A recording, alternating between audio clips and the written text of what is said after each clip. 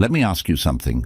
Have you ever felt stuck in life, like no matter what you do, you're just spinning your wheels, going nowhere? I've been there too. It's that gut-wrenching feeling of being held back by fear, doubt, and the pressure to always get things right. We start hesitating, overthinking every move, worrying about what others will think, or if we'll fail miserably. But here's the truth I've learned. The more you try to control everything, the more you lose control of yourself. I'll be honest with you, it wasn't easy for me to figure this out. I used to think that success meant doing more, proving more, and constantly running after what I wanted, but it only left me exhausted, frustrated, and still feeling like I was falling short. Then one day, something clicked. I realized the harder I held on to my fears, the tighter I gripped the outcomes I wanted, the further they slipped away. That's when I started to let go, not of effort, but of fear. I stopped trying to force things and began acting with a quiet kind of confidence, one rooted in trust, not desperation. Everything changed. Let me tell you what happens when you stop acting like you have everything to lose. You stop being afraid of rejection, failure, or judgment. You stop second-guessing yourself because you're no longer tied to what people think or whether things go exactly as planned. You start focusing on what you can control, your actions, your thoughts, and your mindset. And when you do that, something magical happens. You become unstoppable, not because you're fearless, but because fear no longer dictates your every move. I've seen this time and time again, not just in myself, but in others who've chosen to let go of the noise and focus on what truly matters. The colleague who finally stood up for themselves and earned respect they thought they'd never get. The friend who stopped chasing after people who didn't value them and found real connection. The entrepreneur who stopped fearing failure and ended up building something extraordinary. These aren't flukes, they're the results of stepping back, being quiet, and acting as if there's nothing to lose. This isn't about being reckless or pretending you don't care. It's about knowing your worth so deeply that you don't need to chase validation or outcomes. It's about moving through life with a calm, steady determination that no setback can shake. When you embrace this mindset, you'll find yourself feeling lighter, stronger, and more focused than ever before. And trust me, I'm not just saying this to hype you up. I've lived it. I've seen the power of letting go of fear and leaning into quiet confidence. If you're ready to break free from the weight of doubt, fear, and overthinking, you're in the right place. Because everything you want is closer than you think. It just starts with one shift in how you move through the world. Let's get started. Let's start with something we all feel but rarely talk about: the fear of losing. Losing a job, a relationship, an opportunity, respect. Whatever it might be, the fear grips you like a vice. It clouds your thoughts, makes you second-guess your every move, and keeps you stuck in a cycle of doubt. I've felt that fear too, more times than I care to admit. It whispers lies that if you lose this one thing, everything else will crumble. But let me tell you something that changed my life. Loss is not what we think it is. The way we see it, the way we let it control us, is nothing but an illusion. When you let go of that fear, you don't lose. You gain everything that truly matters. Let me explain. Loss isn't the end of the road. It's the beginning of clarity. The moments when I let go of things I was clinging to, things I thought I couldn't live without, were the moments when my vision cleared and I finally understood what I actually needed. I started to see that so much of what I feared losing wasn't adding any real value to my life. It was just weighing me down, keeping me tethered to a version of myself that was too scared to grow. One of the most freeing lessons I learned from Stoic philosophy is that loss isn't about what happens to you, it's about how you see it. The Stoics taught that everything external, money, relationships, status, is fleeting. These things are never truly ours because they exist outside our control. Think about that for a moment. If something can be taken from you, was it ever really yours to begin with? This perspective shifted my entire mindset.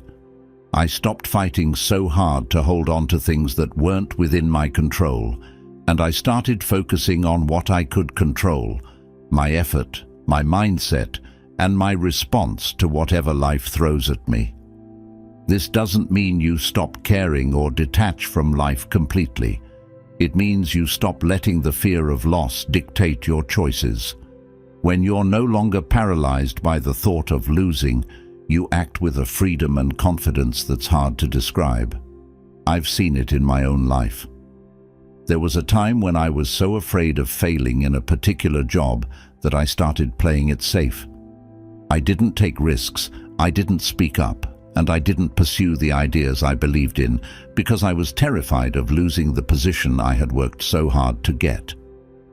The irony. That fear of loss made me perform worse. I was so wrapped up in not messing up that I couldn't focus on what I needed to do.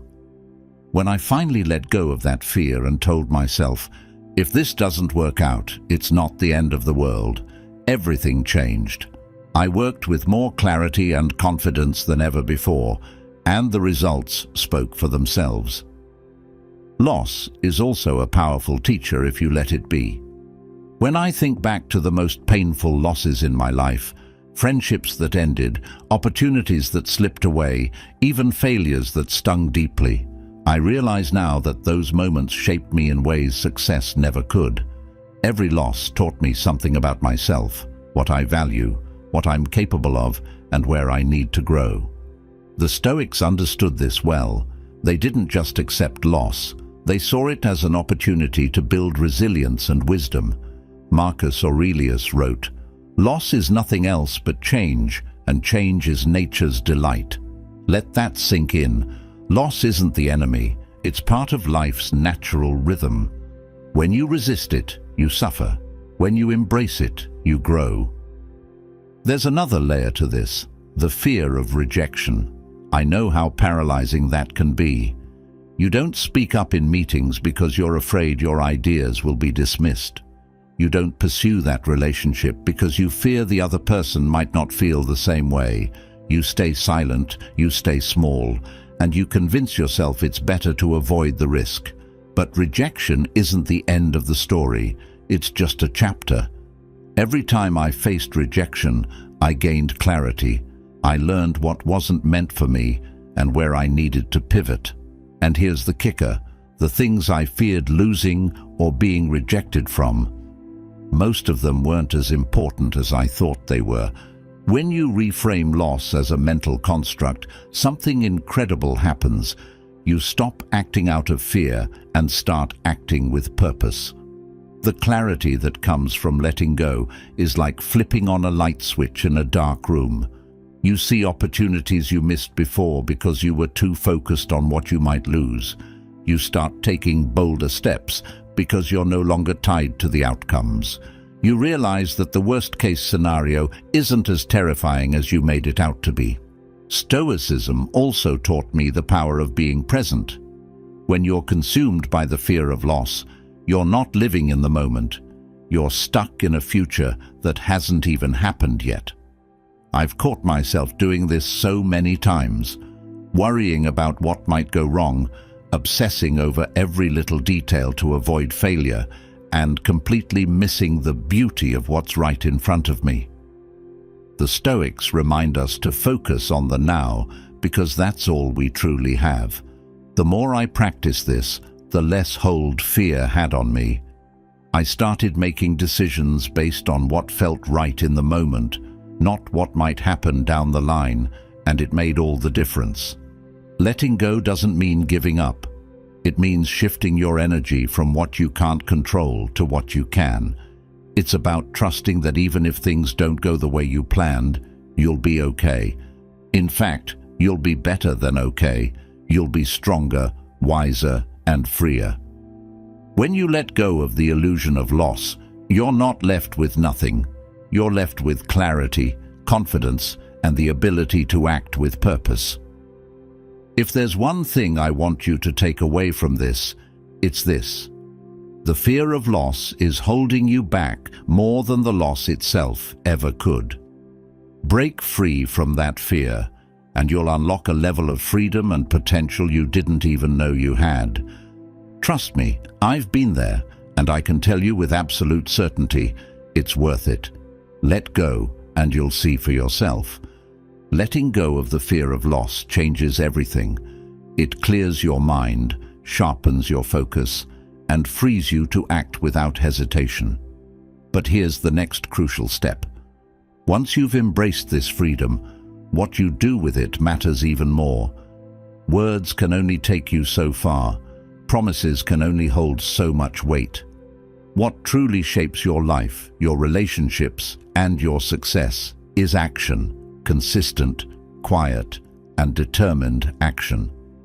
When you stop talking about what you're going to do and start showing it through your actions, people take notice.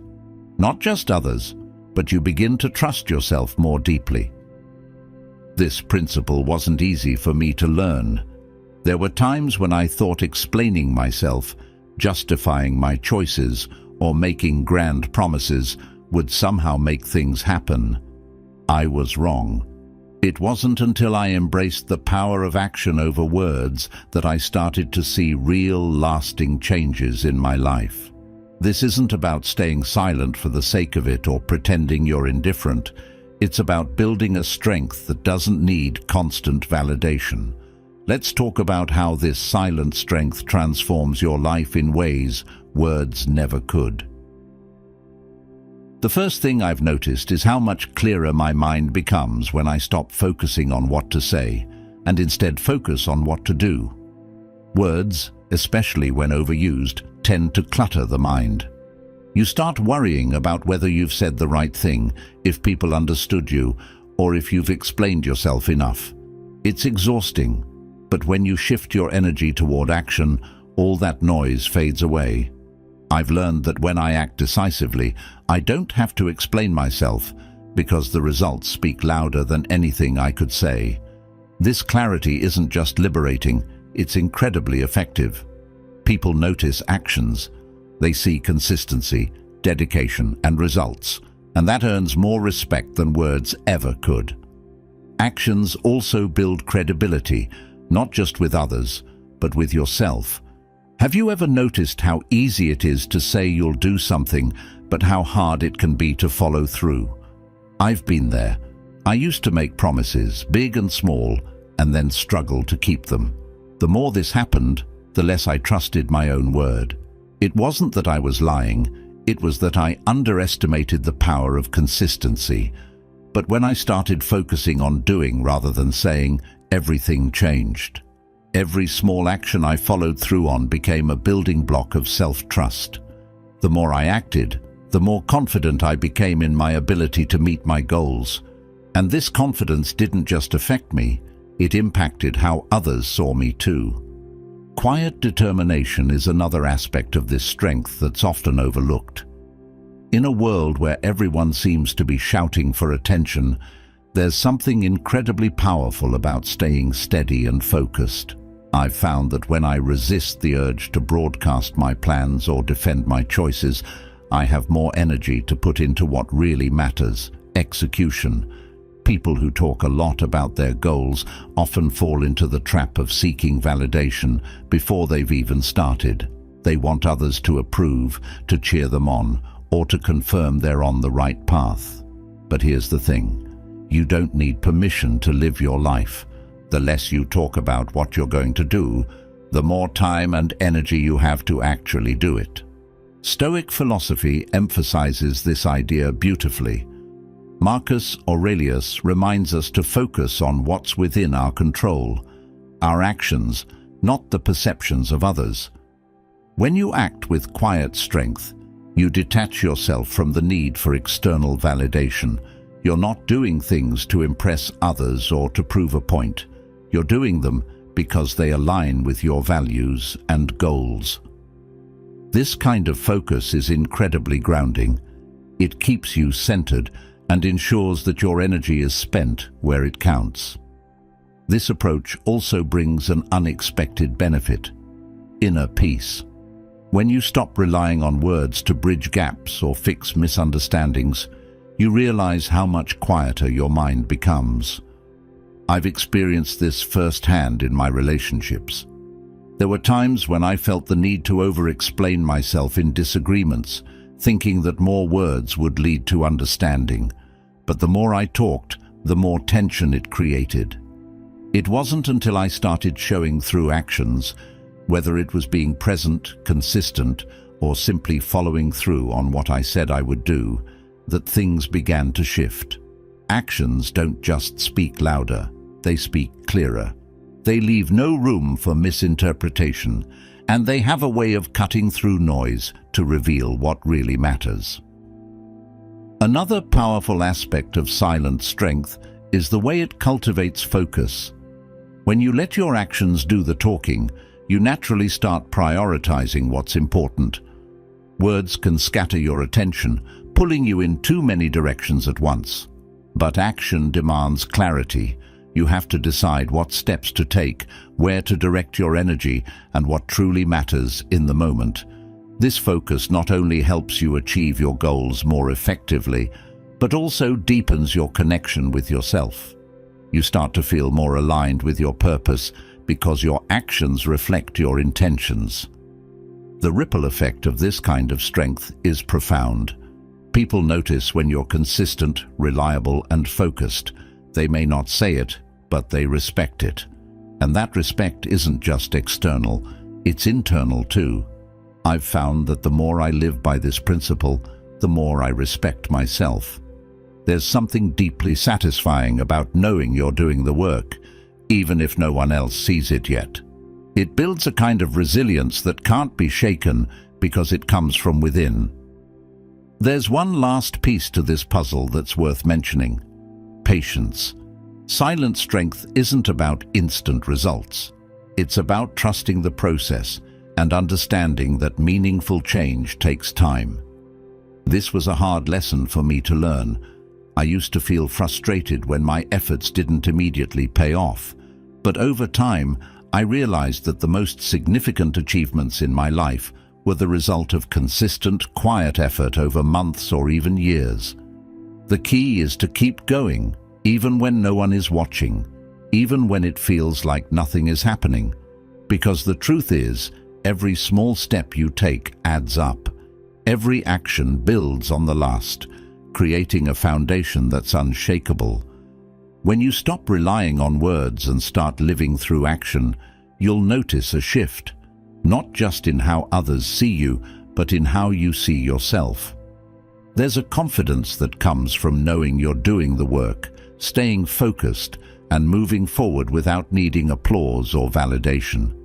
That's the kind of strength that lasts. It's quiet, steady, and unstoppable. And it's available to anyone willing to embrace it. All it takes is a commitment to act, to follow through, and to let your actions speak for themselves. When you stop relying on words and let your actions define you, something profound happens. You gain a kind of inner strength that no one can take from you. But here's the reality of life. Even the strongest actions and the clearest focus can't shield you from challenges. Adversity is inevitable. It shows up in unexpected ways, testing your patience, resolve, and confidence. I've faced those moments, and I can tell you, they're not easy. But here's the truth I've come to embrace. Adversity isn't the enemy. It's the teacher you didn't know you needed. There's something deeply transformative about shifting your perspective on challenges. Instead of seeing them as roadblocks, I've learned to view them as opportunities to grow. That doesn't mean I enjoy hardship. Who does?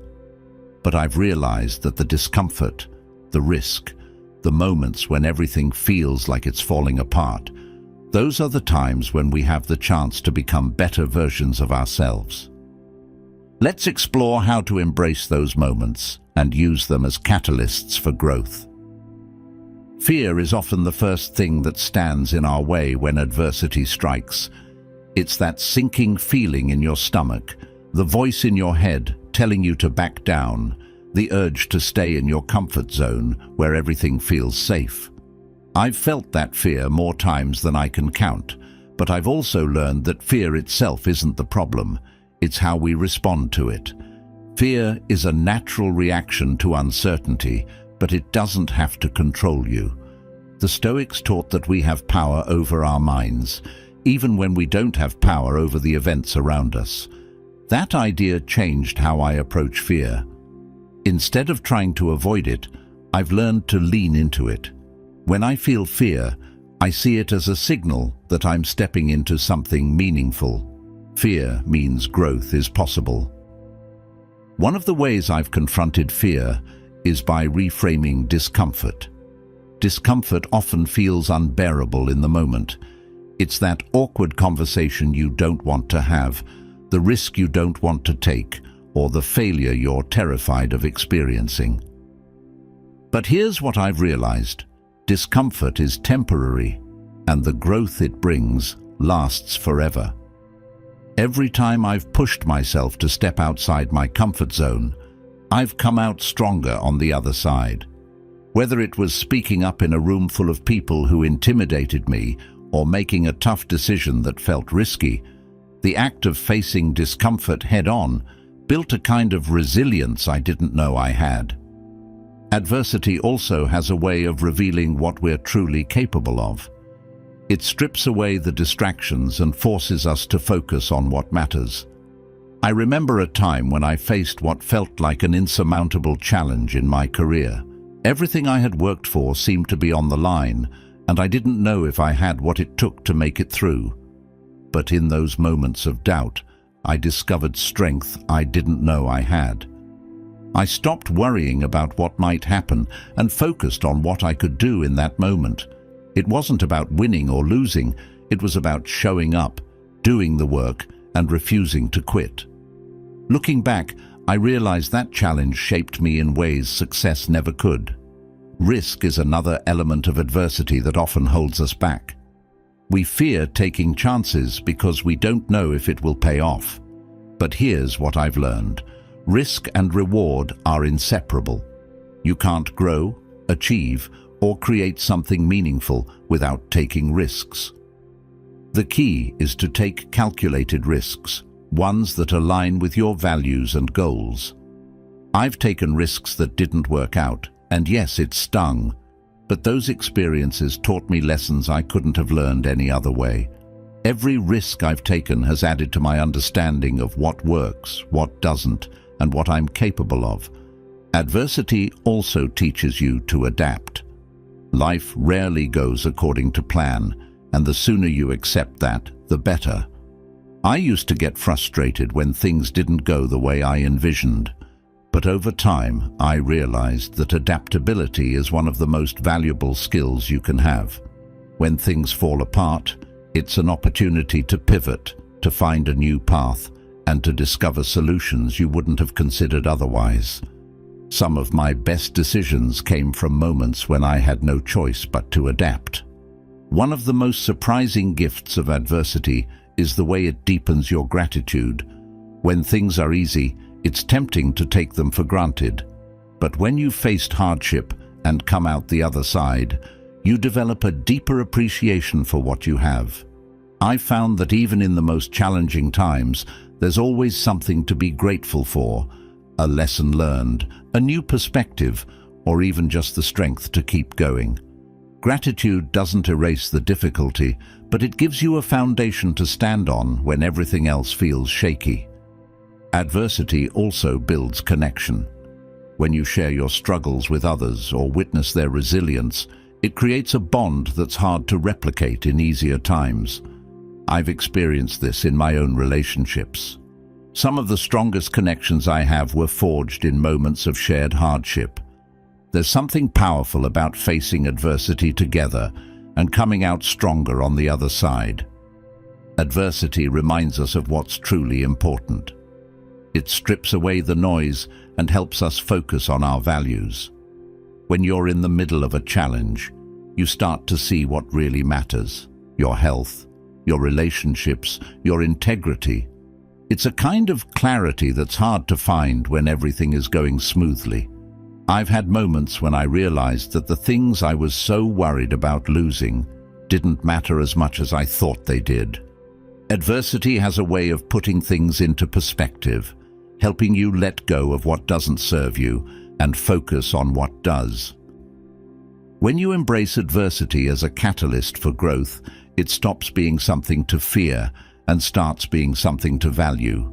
It doesn't mean the challenges will disappear or that they'll stop being hard, but it does mean you'll face them with a new mindset, one that sees opportunity where others see obstacles. I've lived this truth, and I can tell you, it's life-changing. Every time you face a challenge head-on, you become a little stronger, a little wiser, and a little more prepared for whatever comes next.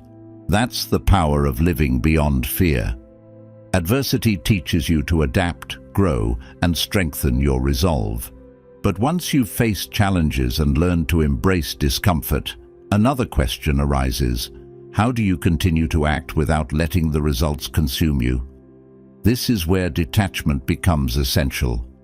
I've learned that even when you've done everything right, put in the effort, stayed consistent, and pushed through adversity, fixating on the outcome can undo all your progress.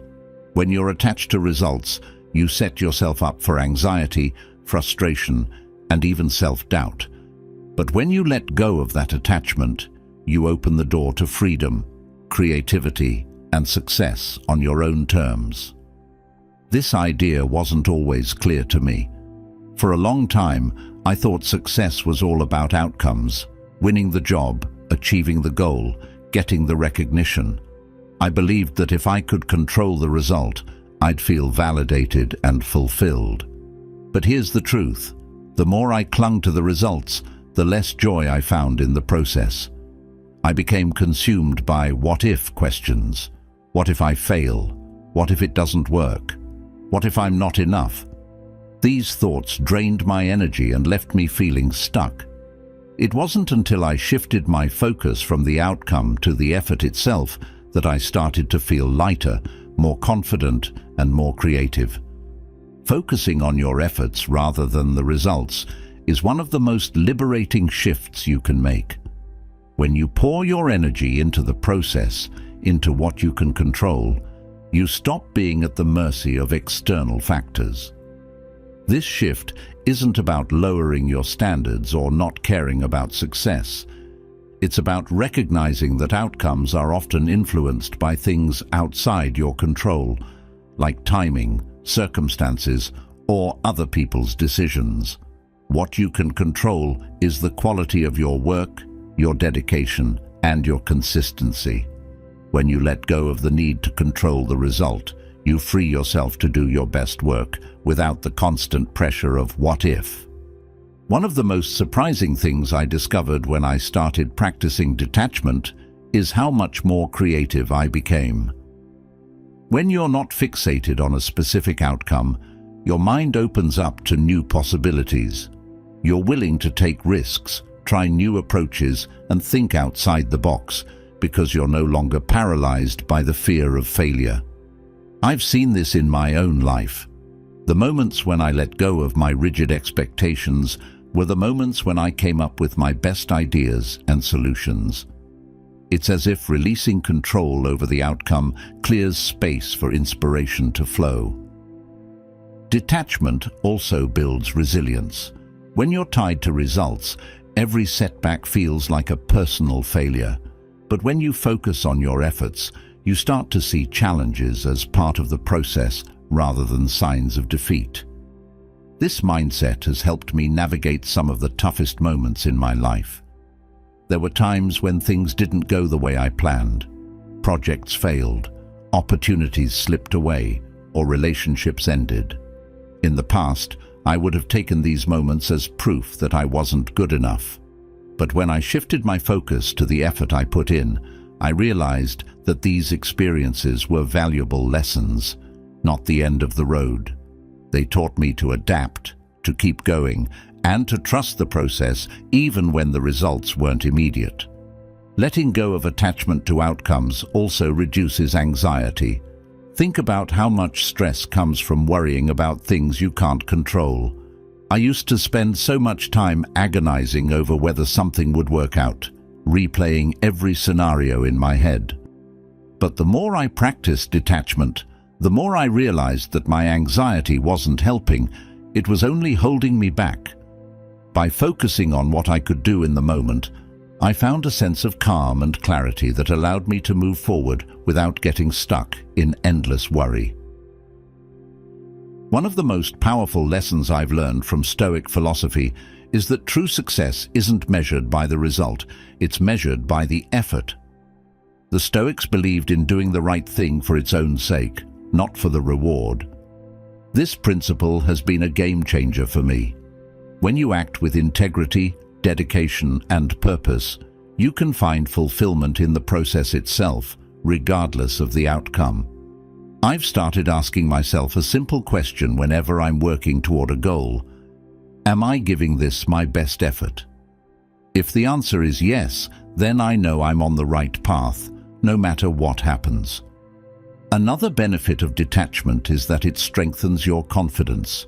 When your self-worth isn't tied to the results, you stop doubting yourself every time things don't go as planned.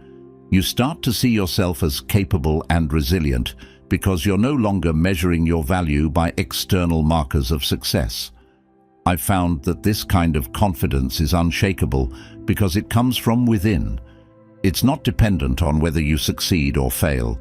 It's rooted in the knowledge that you're showing up, putting in the work, and staying true to your values.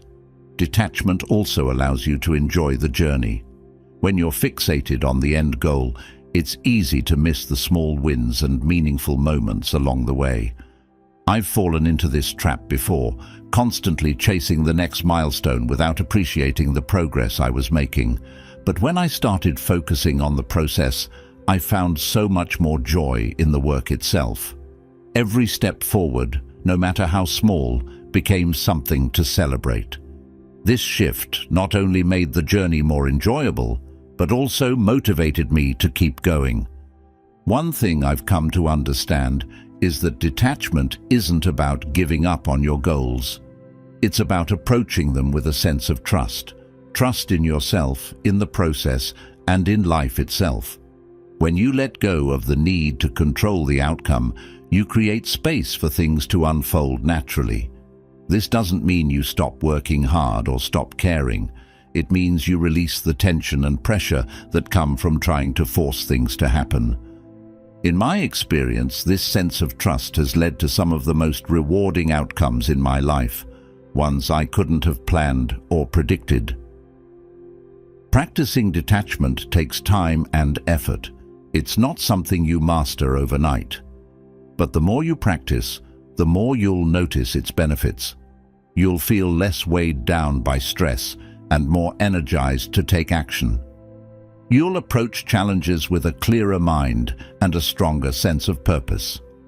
And most importantly, you'll find a kind of freedom that allows you to live and act with authenticity and courage.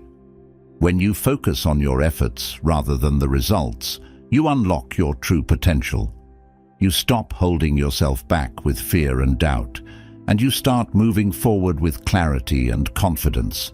This shift has been one of the most transformative in my life, and I know it can be for you too. By letting go of attachment, you gain so much more than you lose: freedom, creativity, resilience, and the peace of knowing that you're doing your best. And in the end, that's what matters most. Letting go of attachment to results frees you to act with clarity and confidence. But there's another layer to this transformation: cultivating a quiet mind. When your thoughts are chaotic, even the best intentions and efforts can feel scattered.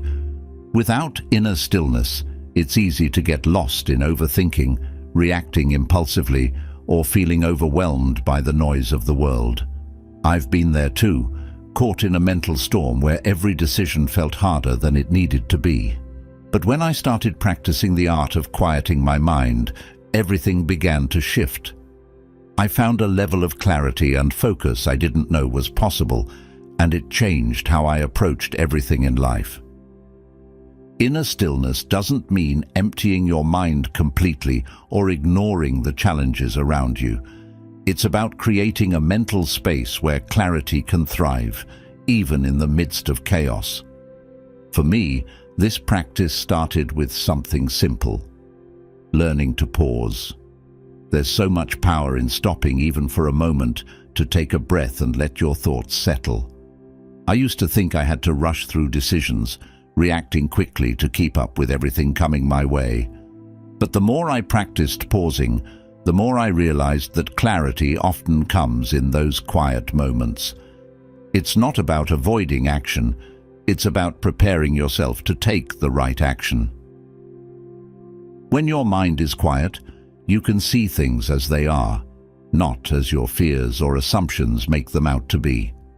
I've had moments where I was so caught up in overthinking that I couldn't see a clear path forward. My thoughts would spiral, jumping from one worry to the next, until I was completely stuck. But when I started practicing stillness, whether through deep breathing, a walk in nature, or simply sitting in silence, I noticed a change. The noise in my head began to quiet, and I could focus on what really mattered. It wasn't that my problems disappeared, it was that I could approach them with a calm, focused mind. One of the things I've learned about cultivating inner stillness is that it requires intention. The world is full of distractions: social media, constant notifications, endless to-do lists. If you're not careful, these distractions can take over your mind, leaving little room for clarity.